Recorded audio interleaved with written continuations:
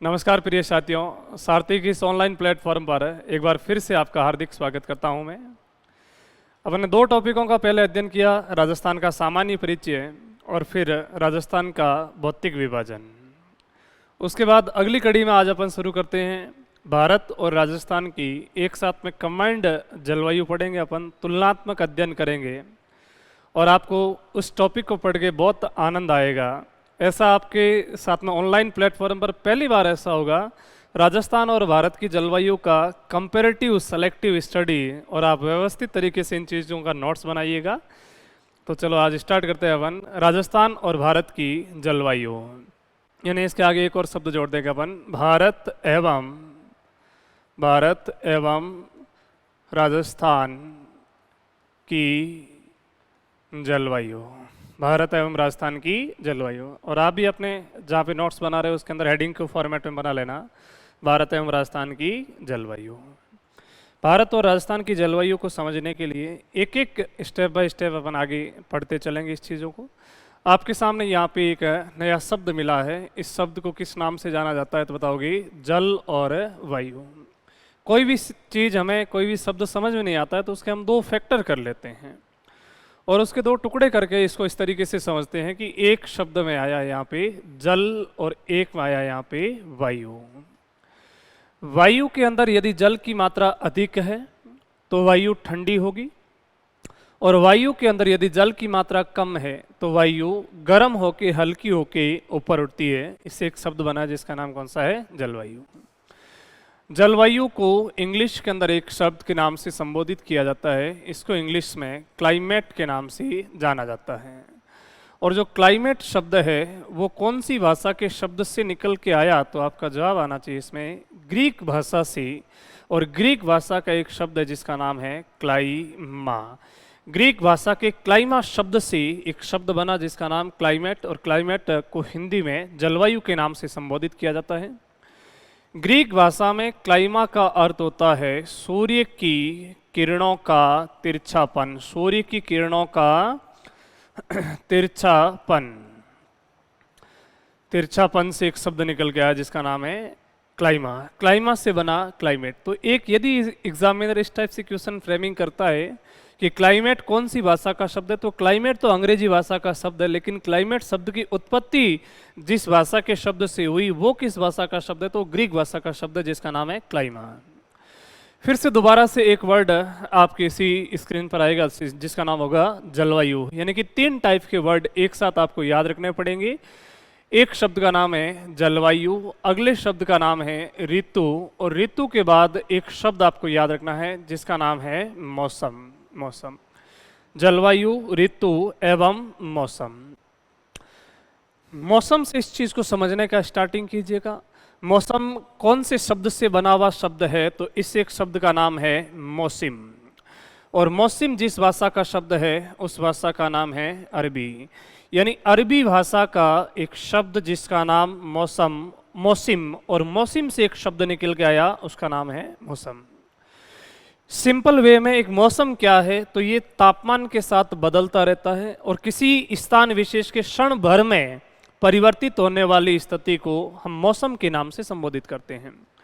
मौसम क्या है तो बताओगे, किसी स्थान के क्षण ओब्लिक पल भर में, पल भर में, पल भर में तापमान में, तापमान में, तापमान में अंतर, तापमान में अंतर को मौसम कहा जाता है। तापमान में अंतर को मौसम कहा जाता है।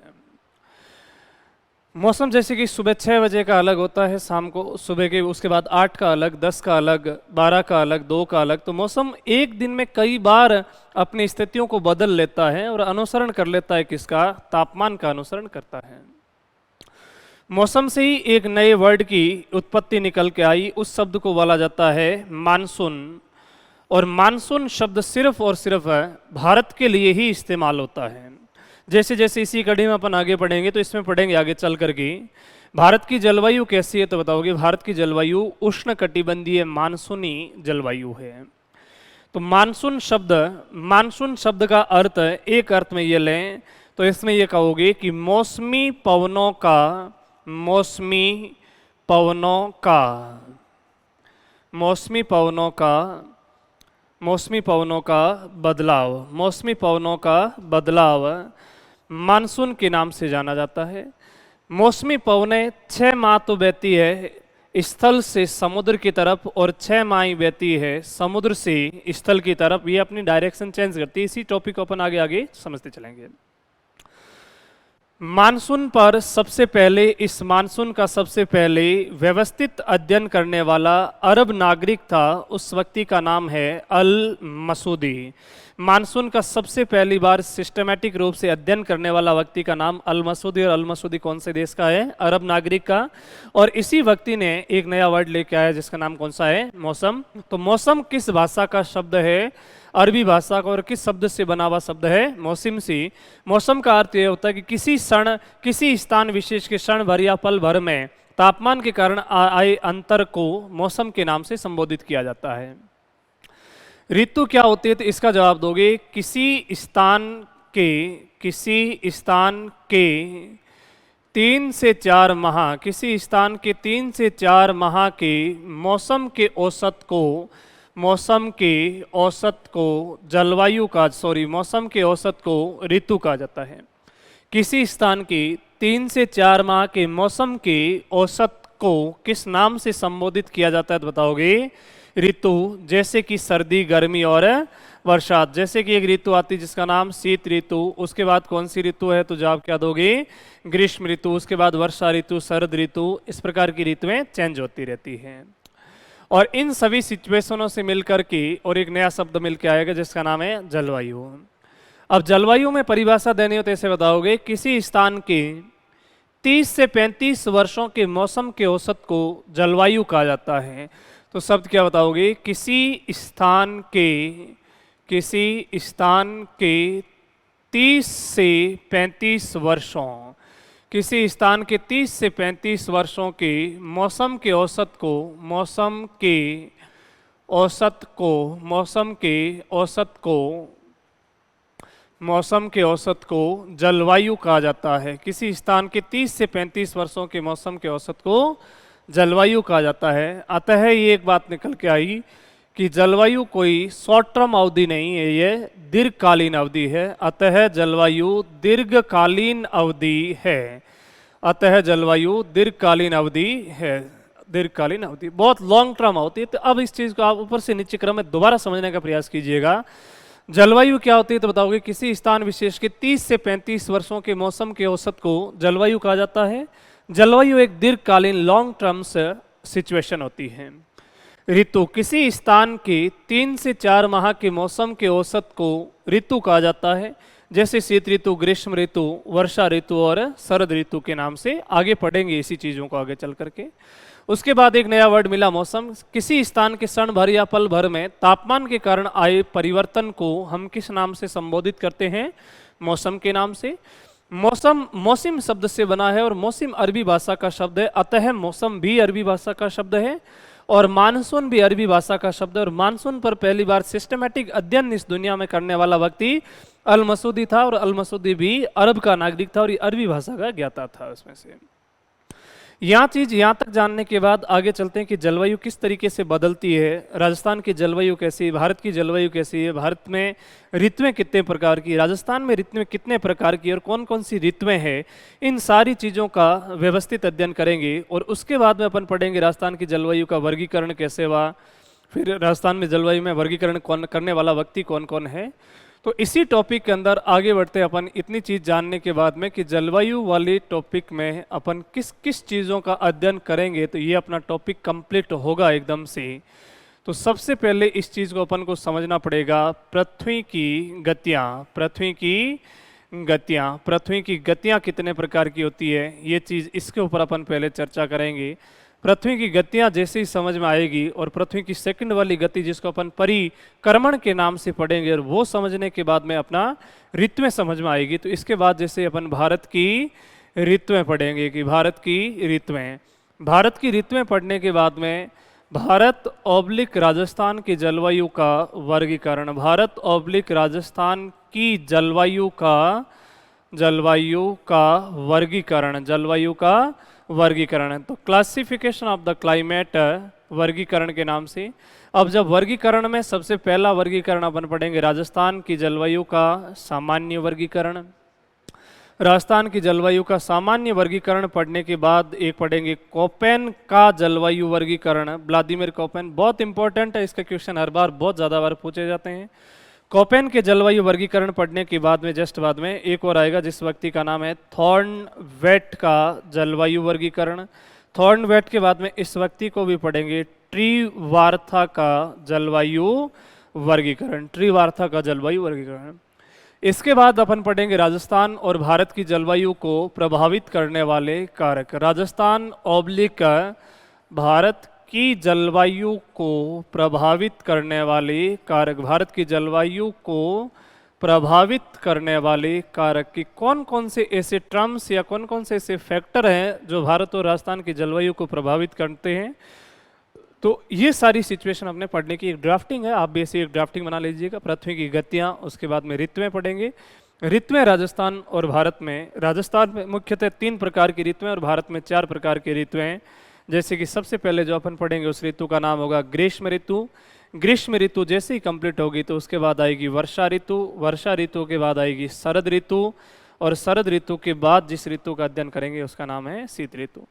तो ये 4 प्रकार की ऋतुएं, उसके बाद जलवायु का वर्गीकरण और उसके बाद में जलवायु को प्रभावित करने वाले कारक हैं। ये क्रमशः अपने अध्ययन का विषय रहेगा इस जलवायु वाले टॉपिक का। तो पहले अपन इस चीज़ को समझेंगे कि पृथ्वी की गतियाँ कितने प्रकार की होती है, कौन कौन सी होती है और उनका जलवायु ऋतुओं और मौसम के ऊपर क्या फर्क पड़ता है और किस प्रकार की गतियाँ होती है। तो ये अपन अध्ययन करेंगे पहले।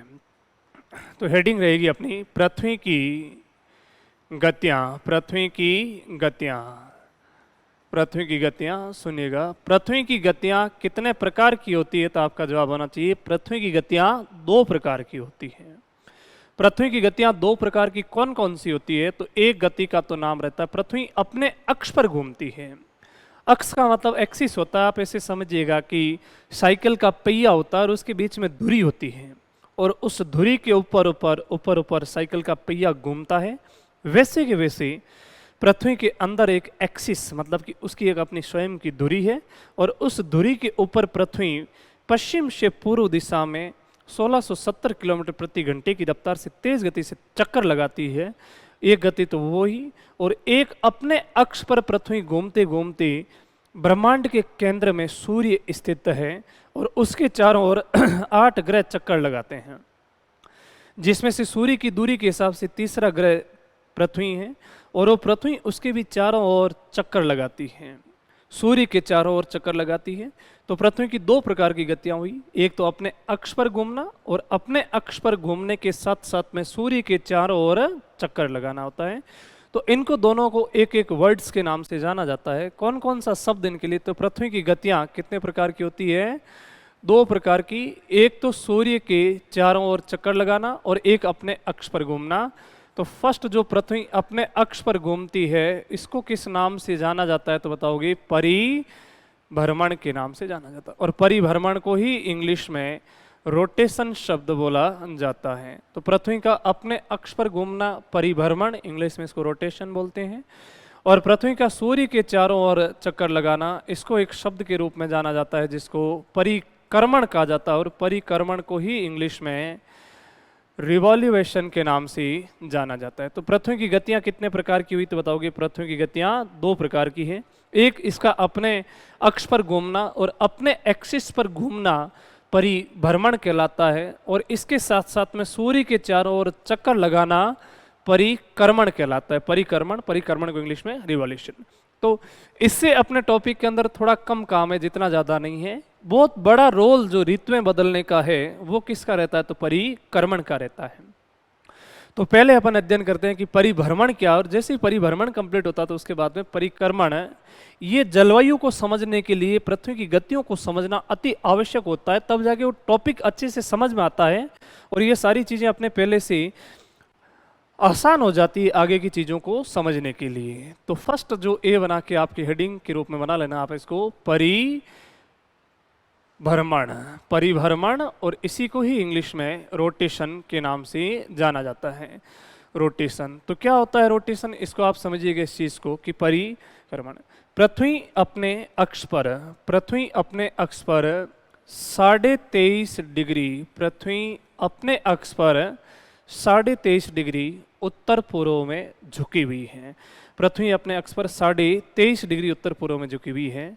मान के चलिएगा कि इस रेखा का नाम, यहाँ से जब बीच में से अपन समझने के लिए बनाते हैं तो इसका नाम भूमध्य रेखा होता है। कि पृथ्वी के ऊपर सभी आडी रेखाएं, आडी काल्पनिक रेखाएं अक्षांश कहलाती हैं। आडी काल्पनिक रेखाएं अक्षांश कहलाती है और खड़ी काल्पनिक रेखाएं देशांतर कहलाती हैं।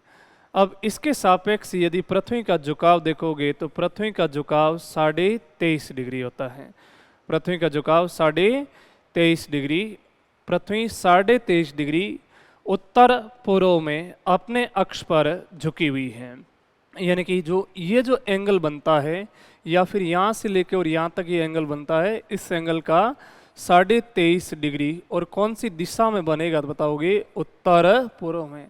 पृथ्वी अपने अक्ष पर 23.5 डिग्री उत्तर पूर्व में झुकी हुई है, उत्तर पूर्व में झुकी हुई है। और इसी एक्सिस पर पृथ्वी पश्चिम से पूर्व दिशा में तेज गति से चक्कर लगाती है, जिसको अपन परिभ्रमण या दैनिक गति या घूर्णन गति कहा जाता है। परिभ्रमण किस दिशा से किस दिशा में होता है तो इसका सही से आप सुनिएगा। पश्चिम से पृथ्वी, पश्चिम से पूर्व दिशा में, पृथ्वी पश्चिम से पूर्व दिशा में, पूर्व दिशा में, पूर्व दिशा में अपने अक्ष पर, अपने अक्ष, और अक्ष का मतलब एक्सिस होता है इंग्लिश में, अपने अक्ष पर, अपने अक्ष पर 24 घंटों में एक चक्कर पूरा करती है। 24 घंटों में एक चक्कर पूरा करती है, एक चक्कर पूरा करती है, जिसे हम 24 घंटों में एक चक्कर पूरा करती है, जिसे हम पृथ्वी की कौन सी गति बोलते हैं, घूर्णन गति कहा जाता है। या फिर इसे ही कौन सी गति बोला जाता है तो बताओगे, दैनिक गति कहा जाता है। या फिर इसे ही किसके नाम से शब्द यूज होता है तो बताओगे, परिभ्रमण, और इसको इंग्लिश में रोटेशन कहा जाता है। तो इस चीज को ऐसे समझिएगा, पृथ्वी अपने अक्ष पर 23.5 डिग्री झुकी हुई है और 23.5 डिग्री झुके झुके पृथ्वी पश्चिम से पूर्व दिशा में 1670 किलोमीटर प्रति घंटे की रफ्तार से एक चक्कर पूरा करती है। और वो चक्कर पूरा करने में ये 24 घंटे लगा देती है। तो 24 घंटे में से 12 घंटे सूर्य के सामने रहता है इसका पृथ्वी का भाग, और 12 घंटे सूर्य की विपरीत दिशा में कोई भी स्थान रहता है। तो जो 12 घंटे सामने रहता है वहाँ पे 12 घंटे का दिन हो गया, और जो 12 घंटे सूर्य की विपरीत दिशा में रहता है वहाँ पे 12 घंटे की रात हो जाती है। तो पृथ्वी की परिभ्रमण गति के कारण क्या क्या होता है तो एक चीज समझिएगा कि इसके कारण ये घटना होती है कि 12 घंटे का दिन होता है और 12 घंटे की रात होती है। अतः एक शब्द बोल दोगे, दिन रात का बनना, दिन रात का बनना। दिन और रात क्यों बनते हैं? परिभ्रमण के कारण बनते हैं, न कि परिक्रमण के कारण बनते हैं। जैसे ही दिन रात बने तो कोई भी स्थान, देखो जैसे जैसे पृथ्वी की गुरुत्वाकर्षण क्षमता है वैसे कि वैसे चंद्रमा और सूर्य की भी गुरुत्वाकर्षण क्षमता है। लेकिन चंद्रमा और गुरुत्वाकर्षण, चंद्रमा की गुरुत्वाकर्षण शक्ति पृथ्वी पर अधिक कार्य करती है क्योंकि पृथ्वी के ज्यादा निकट स्थित चंद्रमा है। पृथ्वी और चंद्रमा के बीच में औसत दूरी है 3.84 लाख किलोमीटर, और पृथ्वी और सूर्य के बीच में औसत दूरी है 14.98 करोड़ किलोमीटर, 14.98 करोड़ किलोमीटर। अतः हम ये चीज जान गए कि चंद्रमा अधिक निकट स्थित है और सूर्य ज्यादा दूर स्थित होने के कारण पृथ्वी पर चंद्रमा का गुरुत्वाकर्षण बल अधिक काम करता है। इसलिए चंद्रमा के कारण पृथ्वी के ऊपर तरल पदार्थ को अपनी ओर आकर्षित करता है, और तरल पदार्थ पृथ्वी पर जल राशि है। तो चंद्रमा के सामने कोई भी स्थान जब आता है पृथ्वी का, तो चंद्रमा का भाग अपनी गुरुत्वाकर्षण पावर के कारण उसे अपनी ओर आकर्षित करता है, और उस आकर्षण बल के कारण जल की लहरें ऊपर उठती है और फिर वापस नीचे आती हैं। ऊपर उठते हुए जल को ज्वार बोलते हैं, नीचे जाते हुए जल को भाटा के नाम से संबोधित किया जाता है, जिसको इंग्लिश में टाइड बोलते हैं। तो इसी पृथ्वी की परिभ्रमण गति के कारण क्या आते हैं, तो जवाब क्या दोगे, ज्वार और भाटा का आना। ज्वार भाटा का आना, तो पृथ्वी पर ज्वार भाटा क्यों आते हैं, तो बोलोगे पृथ्वी की परिभ्रमण गति के कारण आते हैं, पृथ्वी की परिभ्रमण गति के कारण आते हैं। इसके अलावा पृथ्वी की दिन रात का बनना, ज्वार भाटा का आना, पृथ्वी पर दिन रात का बनना, ज्वार भाटा का आना, ज्वार भाटा का आना और मौसम में बदलाव आना। मौसमी घटनाओं में बदलाव नहीं आता है, मौसम में बदलाव आता है। मौसम की एक छोटी सिचुएशन के रूप में थोड़ा सा बदलाव, जैसे कि सुबह 6 बजे का मौसम अलग है, 6 बजे के बाद 8 बजे का अलग है। यदि क्वेश्चन आ जाए कि मौसमी घटनाएं क्यों बदलती है, बादल क्यों बनते हैं, तो वो एक अलग सिचुएशन होती है। मौसम में बदलाव आना, दिन रात का बनना, ज्वार भाटा का आना, मौसम में बदलाव आना। और पृथ्वी की घूर्णन गति के कारण भूमध्य रेखा पर एक बल उत्पन्न होता है जिसको अपन कोरियोलिस बल बोलते हैं। तो एक बल का उत्पन्न होता है, इस बल का नाम याद रखना, कोरियोलिस बल। कोरियोलिस बल का उत्पन्न होना, कोरियोलिस बल का उत्पन्न होना। कोरियोलिस बल पृथ्वी की घूर्णन गति के कारण उत्पन्न होता है और ये हवाओं को दिशा देता है। कि इस बल के लिए इतना याद रखना आपको कि हवाओं को विक्षेपित कर देता है या हवाओं को एक दिशा, डायरेक्शन देने का काम करता है। उस बल का नाम कौन सा बल है, कोरियोलिस बल है। नेक्स्ट है, पृथ्वी के ऊपर जैसे इस रेखा को काल्पनिक रूप से हम बोलते हैं कि भूमध्य रेखा, लेकिन वास्तव में यहाँ से एक इस तरीके से गुजरती है 23.5 डिग्री का एंगल बना करके। इस रेखा को किस रेखा के नाम से जाना जाता है, तो बताओगी भूमध्य रेखा। 23.5 डिग्री फिर ऊपर यहाँ से पृथ्वी झुकी होने के कारण से यहाँ से एक रेखा गुजरेगी, इस रेखा का नाम है कर्क रेखा। तो यहाँ से आएगी, इस रेखा का नाम कौन सा हो गया, कर्क रेखा। कर्क रेखा, ट्रॉपिक ऑफ कैंसर। और फिर एक रेखा यहाँ से गुजरेगी, इस रेखा का नाम कौन सा है, तो बताओगे मकर रेखा। मकर रेखा, ट्रॉपिक ऑफ कैप्रिकॉर्न। और भूमध्य रेखा को इंग्लिश में बोलते हैं इक्वेटर रेखा के नाम से जाना जाता है। अब इसके जस्ट ऊपर जाओगे तो पहले भी इन चीज़ों का अपन ने अध्ययन किया था कि 67.5 डिग्री उत्तरी अक्षांश को आर्कटिक वृत्त बोला जाता है और 67.5 डिग्री दक्षिणी अक्षांश को अंटार्कटिका वृत्त के नाम से जाना जाता है। अंटार्कटिका यानी इसका नाम कौन सा है, तो बताओगे अंटार्कटिका वृत्त के नाम से जाना जाता है। इसका नाम कौन सा है, तो बताओगे आर्कटिक वृत्त कहते हैं। और ये कौन सा हो जाएगा, 90 डिग्री नॉर्थ लेटीट्यूड और ये है 90 डिग्री साउथ लेटीट्यूड। इसका नाम साउथ पोल है और इसका नाम नॉर्थ पोल है। इसका नाम नॉर्थ पोल यानी कि उत्तरी ध्रुव और दक्षिण ध्रुव। पहले भी अपन ने जब अक्षांश रेखाएं पढ़ी थी तो अक्षांश रेखाओं के कितने कार्य होते हैं, तो जवाब दोगे 2 कार्य होते हैं। अक्षांश रेखाओं के 2 कार्य, एक तो किसी स्थान की जलवायु बताना और एक किसी स्थान की स्थिति। तो जलवायु में एक काम आ चुका अपना। भूमध्य रेखा से लेके कर्क रेखा के बीच में पृथ्वी के ऊपर जो जलवायु कटिबंध पाया जाता है वहां पे सूर्य साल भर लगभग इसके सापेक्ष सीधा चमकता है। इसलिए भूमध्य रेखा से कर्क रेखा और भूमध्य रेखा से मकर रेखा के बीच में उष्ण कटिबंधीय जलवायु पाई जाती है। उष्ण यानी गर्म, 2 अक्षांशों के बीच के क्षेत्र को कटिबंध बोलते हैं, इसलिए बोलोगे उष्ण कटिबंधीय जलवायु। उष्ण कटिबंधीय जलवायु। फिर इस वाले क्षेत्र के अंदर भी किस प्रकार की जलवायु पाई जाती है, तो बताओगे उष्ण कटिबंधीय जलवायु। उष्ण कटिबंधीय जलवायु। तो एक बात से फिक्स है कि 23.5 डिग्री उत्तरी अक्षांश से लेकर के 23.5 डिग्री दक्षिणी अक्षांशों के मध्य उष्ण कटिबंधीय या गर्म जलवायु पाई जाती है।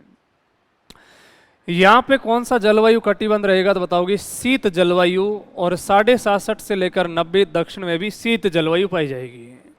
यहाँ शीत और यहाँ उष्ण है, तो इसका जब आप संधि विच्छेद करते हो तो पहले एक आपको शब्द लिखना है जिसका नाम है शीत, उसके बाद एक शब्द लिखना है उष्ण है और इसकी संधि करनी है। तो यहाँ पे एक शब्द बन जाएगा जिसका नाम कौन सा है, शीतोष्ण जलवायु पाई जाती है। बहुत बढ़िया। नेक्स्ट है, और जैसे ही इसके बाद में यदि आपसे यहाँ और यहाँ जलवायु कैसी है, इस चीज़ को यदि आपको जानना है तो इसके लिए एक और प्रक्रिया आप कर सकते हो कि ये उष्ण है और ये शीत है। तो ये उष्ण तो नहीं होगी, लेकिन इससे थोड़ी सी कम उष्ण होगी, थोड़ी सी कम, यानी कि आधी ठंडी और आधी उष्ण होगी। तो इसके लिए एक शब्द लग सकता है, कौन सा? उष्ण। और यहां से पहले एक शब्द लगेगा उप। उप प्लस उष्ण एक शब्द बन गया, जिसका नाम कौन सा है? उपोष्ण। तो यहाँ पे एक जलवायु के लिए आप शब्द यूज कर सकते हो, कौन सी? उपोष्ण कटिबंधीय जलवायु। उपोष्ण कटिबंधीय जलवायु, या इसके आसपास में थोड़े से आगे जाओगे तो या इसी बॉक्स के अंदर एक शब्द बता दोगे, शीतोष्ण कटिबंधीय जलवायु। यहाँ पे भी यही शब्द इस्तेमाल कर सकते हो, उपोष्ण कटिबंधीय जलवायु, या फिर इसे ही एक और शब्द के रूप में इस्तेमाल कर सकते हो, शीतोष्ण कटिबंधीय जलवायु। तो अब यदि वन लाइन में आपको क्वेश्चन पूछें कि कर्क रेखा से लेकर के मकर रेखा के बीच में कैसी जलवायु, तो उष्ण कटिबंधीय जलवायु। कर्क रेखा से लेकर 67.5 डिग्री उत्तरी अक्षांशों के बीच में कैसी जलवायु, तो उपोष्ण कटिबंधीय या शीतोष्ण कटिबंधीय जलवायु। और यदि आपसे पूछ ले मकर रेखा से लेकर 67.5 डिग्री दक्षिणी अक्षांशों के बीच में कौन सी जलवायु, तो भी उपोष्ण कटिबंधीय या शीतोष्ण कटिबंधीय जलवायु। 67.5 से लेकर के या ध्रुवों के आसपास में कौन सी जलवायु, तो बहुत ठंडी जलवायु पाई जाती है, जिसको अपन शीत जलवायु के नाम से संबोधित करते हैं।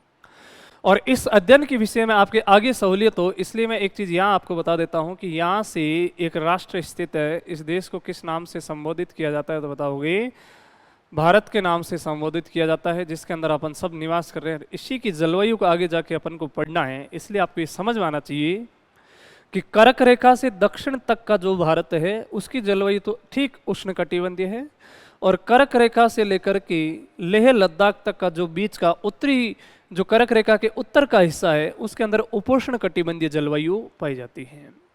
तो ये चीज थी कि पहले अपन इस चीज को समझें कि परिभ्रमण, और परिभ्रमण के जस्ट बाद में जो अपन को समझना है उसका नाम परिक्रमण है या रिवोल्यूशन है। वो जलवायु को समझने के लिए बहुत इंपॉर्टेंट चीज है कि उसको अपन कैसे समझें। तो अगला आप विषय के रूप में दूसरा बी पॉइंट बना के हेडिंग बना देना, परिक्रमण। परिक्रमण, और इसे ही किस नाम से संबोधित किया जाता है, तो बताओगे रिवोल्यूशन के नाम से ही जाना जाता है। पृथ्वी की दो प्रकार की गतियां होती है, एक तो अपने अक्ष पर घूमना, और अपने अक्ष पर घूमते हुए सूर्य के चारों ओर चक्कर और पृथ्वी लगाती है, जिसको परिक्रमण के नाम से जाना जाता है। ब्रह्मांड के केंद्र में क्या स्थित है, तो जवाब दोगे ब्रह्मांड के केंद्र में सूर्य स्थित है। ब्रह्मांड के केंद्र में सूर्य स्थित है। सूर्य क्या है, तो एक हाइड्रोजन और हीलियम गैस से बना हुआ एक तारा है, और जिसमें नाभिकीय संलयन क्रिया के द्वारा ऊर्जा का प्रवाह होता रहता है। नाभिकीय संलयन क्रिया के द्वारा ऊर्जा निकलती रहती है, और 8 ग्रह इसके चारों ओर चक्कर लगाते हैं, और सूर्य स्थायी है वहां पे। 8 ग्रह कौन से, तो बुध, बुध के बाद शुक्र, शुक्र के बाद पृथ्वी, उसके बाद मंगल, बृहस्पति, उसके बाद शनि, अरुण और वरुण। तो दूरी के हिसाब से तीसरा ग्रह सबसे पहला बुध, उसके बाद शुक्र, और उसके बाद में पृथ्वी। तो दूरी के लिहाज से सूर्य से तीसरा ग्रह, दूरी के लिहाज से सूर्य की तीसरा ग्रह पृथ्वी, और पृथ्वी पश्चिम से पूर्व दिशा में सूर्य के चारों ओर चक्कर लगाती है। पृथ्वी पश्चिम से पूर्व दिशा में सूर्य के चारों ओर चक्कर लगाती है, जिसे हम परिक्रमण के नाम से संबोधित करते हैं। और पृथ्वी अपने अक्ष पर चक्कर लगाने के साथ साथ में सूर्य की भी चारों ओर चक्कर लगाती है। और पृथ्वी सूर्य के चारों ओर चक्कर लगाने में कितना एग्जैक्ट टाइम ले लेती है, तो बताओगे 365 दिन। 365 दिन 5 घंटे और 48 मिनट का समय ले लेती है। इसको हम नियर अबाउट ले जाकर के ऐसे लिख देते हैं कि 365 दिन और 6 घंटों में, 6 घंटों में पृथ्वी पश्चिम से पूर्व दिशा में सूर्य का एक चक्कर पूरा करती, जिसको हम परिक्रमण बोलते हैं। परिक्रमण या फिर 1 वर्ष में पूरा होता है, इसलिए इसको एक और नाम से जानते हैं, जिसको अपन बोलते हैं कौन सी गति, वार्षिक गति के नाम से जानते हैं। पृथ्वी सूर्य के चारों ओर चक्कर लगाने के लिए एक बहुत बड़े मार्ग या पथ का इस्तेमाल करती है, जिसको बोला जाता है परवलयकार पथ। परवलयकार पथ, या फिर इसी को ही किस नाम से जाना जाता है, तो बताओगे दीर्घवृत्ताकार पथ। दीर्घवृत्ताकार पथ, परवलयकार पथ, दीर्घवृत्ताकार पथ, या फिर इसको ही एक और मार्ग से नाम से जाना जाता है, जिसको बोलते हैं अंडाकार पथ पर चक्कर लगाती, अंडाकार पथ पर चक्कर लगाती है। और किस दिशा से किस दिशा में लगाती है, तो जवाब क्या दोगे, पश्चिम से पूर्व दिशा में, पश्चिम से पूर्व दिशा में पृथ्वी सूर्य के चारों ओर चक्कर लगाती है, जिसको परिक्रमण या फिर वार्षिक गति के नाम से जाना जाता है। और 365 दिन में होता है, 6 घंटे एक्स्ट्रा लगते हैं। इसीलिए 6 और 6 घंटे मिलकर के प्रत्येक 4 वर्षों में एक दिन और बढ़ा देते हैं, और साल का एक दिन 365 की बजाय 367 का वर्ष हो जाता है। इसको अपन लीप ईयर बोलते हैं, जो कैलेंडर में आपके बहुत काम आएगा उसमें से। और फरवरी 28 की बजाय 29 की हो जाती है प्रत्येक 4 वर्षों में, वो भी इसी कारण से, इसी फैक्टर की वजह से होती है। पृथ्वी के ऊपर आड़ी रेखाएं आप सब लोगों को ज्ञात है, अक्षांश कहलाती हैं। और बीचों बीच में से जो अक्षांश गुजरता है, इसका नाम भूमध्य रेखा, इसका नाम कर्क रेखा और इसका नाम मकर रेखा। इसका नाम भूमध्य रेखा, इसका नाम कर्क रेखा, इसका भी नाम मकर रेखा। सेम टू सेम, इसका नाम भूमध्य, इसका नाम कर्क रेखा, इसका नाम मकर रेखा, इसका नाम भूमध्य रेखा, इसका नाम कर्क रेखा, सॉरी मकर रेखा, और इसका नाम कर्क रेखा। अब सिचुएशन ऐसे अवेलेबल होती है कि कर्क भूमध्य रेखा से ऊपर का गोलार्ध उत्तरी गोलार्ध, भूमध्य रेखा से नीचे का गोलार्ध दक्षिणी गोलार्ध होता है। वैसे के वैसे भूमध्य रेखा से ऊपर का गोलार्ध उत्तरी, फिर ये दक्षिणी, ये उत्तरी गोलार्ध, ये दक्षिणी गोलार्ध, ये उत्तरी गोलार्ध और ये दक्षिणी गोलार्ध की सिचुएशन बनी है। साल में एक दिन ऐसा आता है जब सूर्य कर्क रेखा पर ठीक लंबवत होता है। लंबवत का मतलब ठीक उसके ऊपर सीधा चमकता है। और कर्क रेखा पर ठीक सीधा सूर्य कौन सी तारीख या कौन सी डेट को चमकता है, तो इसके लिए आपको एक चीज याद रखनी पड़ेगी, जिसका नाम है 21 जून। 21 जून को सूर्य ठीक कौन सी रेखा पर सीधा चमकता है? कर्क रेखा पर। कर्क रेखा पर सीधा चमकता है। जून के अंदर आपको 3 महीने जोड़ने हैं, यानी कि जुलाई, अगस्त, सितंबर। और 21 की डेट के आसपास की डेट रहेगी, और उस डेट का नाम होगा 23 सितंबर। और मैंने आपको ठीक इस लाइन को भूमध्य रेखा के ऊपर लाया, यानी बीच वाली रेखा, जिसका नाम कौन सी है? भूमध्य रेखा। और 23 सितंबर को सूर्य, 23 सितंबर को सूर्य ठीक कौन सी रेखा पर सीधा चमकता है? तो इस रेखा का नाम है भूमध्य रेखा। 23 सितंबर को सूर्य किस रेखा पर सीधा चमकता है? भूमध्य रेखा पर। 12 घंटे का दिन उत्तरी गोलार्ध में और 12 घंटे का दिन दक्षिणी गोलार्ध में, किसी के साथ कोई भेदभाव नहीं होता है। एक समान दिन और रात पूरी पृथ्वी पर होते हैं। वो डेट कौन सी? 23 सितंबर। 23 सितंबर और सितंबर माह के अंदर आपको 3 महीने जोड़ने हैं। सितंबर में 3 महीने जोड़ोगे तो अक्टूबर, नवंबर और दिसंबर। और दिसंबर में भी इस 23 के आसपास की डेट रहेगी। और इस रेखा का नाम मकर रेखा, और सूर्य दक्षिणी गोलार्ध में सीधा चमकना शुरू हो चुका है। और इस डेट का नाम आपके लिए हो जाएगा, उस डेट का नाम याद रखिएगा, 22 दिसंबर। और 22 दिसंबर को सूर्य किस रेखा पर सीधा चमकता है? तो इस रेखा का नाम आप जरूर याद रखिएगा, मकर रेखा पर। 22 दिसंबर को सूर्य मकर रेखा पर सीधा चमकता है। इसीलिए दक्षिणी गोलार्ध का सबसे बड़ा दिन 22 दिसंबर होता है, और उत्तरी गोलार्ध का सबसे छोटा और सबसे ठंडा दिन भी 22 दिसंबर हो जाएगा, क्योंकि दिसंबर के आसपास में सूर्य दक्षिणी गोलार्ध में सीधा चमकता है और उत्तरी गोलार्ध में शीत ऋतु का प्रवेश हो जाता है। और फिर उसके अंदर जस्ट आपको और 3 महीने जोड़ने हैं। और यदि आप दिसंबर में 3 महीने जोड़ते हो तो जनवरी, फरवरी और मार्च की डेट आती है। और ये इस तरीके से इसको याद रख लोगे। और यहाँ जो डेट बनेगी इसका नाम है 21 मार्च। 21 मार्च को सूर्य पुनः किस रेखा पर सीधा चमका? तो इस रेखा का नाम कौन सा हो जाएगा? भूमध्य रेखा। 21 मार्च को सूर्य पुनः किस रेखा पर सीधा चमका? भूमध्य रेखा पर। तो इस एक वर्ष के वो 2 दिन बताएं जब पृथ्वी पर उत्तरी गोलार्ध और दक्षिणी गोलार्ध में कोई भी दिन के अंदर फर्क नहीं रहता। 12 घंटे का दिन, 12 घंटे की रात। तो कब होता है? 21 मार्च और 23 सितंबर को होता है। तो 21 जून को सूर्य किस रेखा पर सीधा चमका? तो क्या बताओगे? कर्क रेखा पर। 22 दिसंबर को मकर रेखा पर। 23 सितंबर को भूमध्य रेखा पर।